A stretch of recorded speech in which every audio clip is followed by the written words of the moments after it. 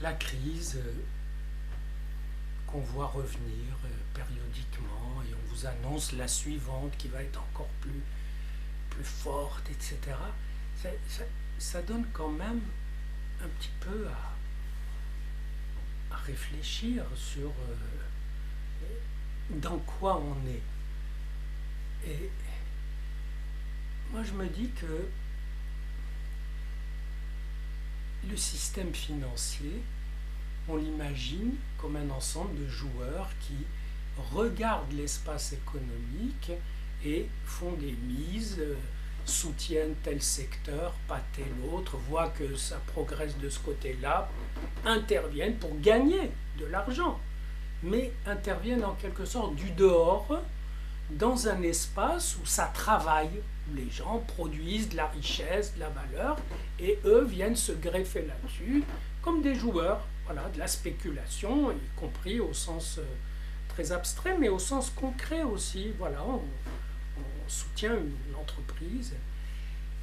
Et puis, en y réfléchissant, on m'aperçoit que c'est une vision complètement désuète, dépassée, parce que le monde financier s'est infiltré, s'est coulé, s'est dissous dans l'espace économique, tout en étant cet ensemble de joueurs qui observent, qui investissent, qui placent, qui déplacent.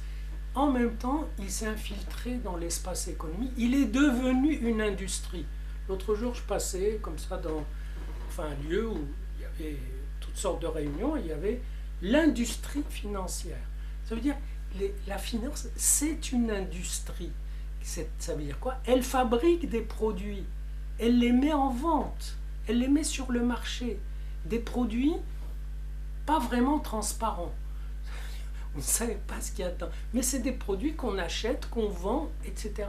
Elle est elle-même un agent. Et ces produits, bon, ils ne sont pas transparents, mais à la limite, dans l'espace économique lui-même habituel, les produits deviennent de moins en moins transparents. Des efforts de marketing énormes sont faits pour que le client, le consommateur, se perde. Est-ce que je vous défie de comparer le prix d'un voyage de Paris, je ne sais pas, à Chicago, sachant que dans l'un, on vous donne, je ne sais pas, un kit, ou bien on vous donne la permission d'acheter encore autre chose. Tenez, les forfaits des portables. Impossible de s'y retrouver si on vous donne 2 heures là, mais avec une autre possibilité, puis peut-être un petit voyage à la clé. Donc, mais c'est vraiment, on sent que c'est fait exprès pour que les produits soient le moins transparents possible, soient complexes. Et cette complexité, évidemment, dans le monde de la finance, vous n'avez pas le temps, vous allez à votre boulot, vous n'avez pas le temps d'examiner les produits financiers, donc ils ne sont pas transparents et là, ils peuvent être pourris. Ils peuvent être pourris, avariés, exactement comme vous allez au Monoprix, vous prenez un beurre, il peut être avarié, il vous rend malade. Et là, vous achetez un produit financier, vous ne savez pas qu'il est avarié, vous avez perdu, et puis voilà.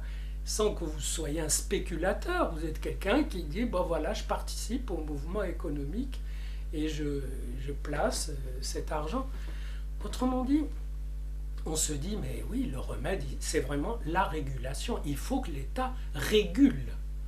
Et on s'aperçoit que l'État aussi est devenu, tout en étant contrôleur, etc., est devenu aussi un agent économique. Il fait des produits, il lance des bons qu'il vend. Et comme ça rapporte, et que l'appât du gain est le même à tous les niveaux, alors il ne connaît pas de limite. Et donc ça s'appelle la dette. La dette, c'est quand il a vendu tellement de produits pour avoir du fric, qu'il s'est endetté, mais que les gens, c'est la valeur de ces produits, elle est garantie par la crédibilité, par la confiance qu'on fait à la parole souveraine. Mais les gens, à un moment donné, doutent de cette parole souveraine. Donc le produit étatique, lui aussi, est avarié. Avarié sans jeu de mots, c'est-à-dire pourri. Et ça fait une crise. Autrement dit, il n'y a pas d'espoir. dans la régulation. C'est-à-dire, il faut réguler, bien sûr, il faut contrôler, etc.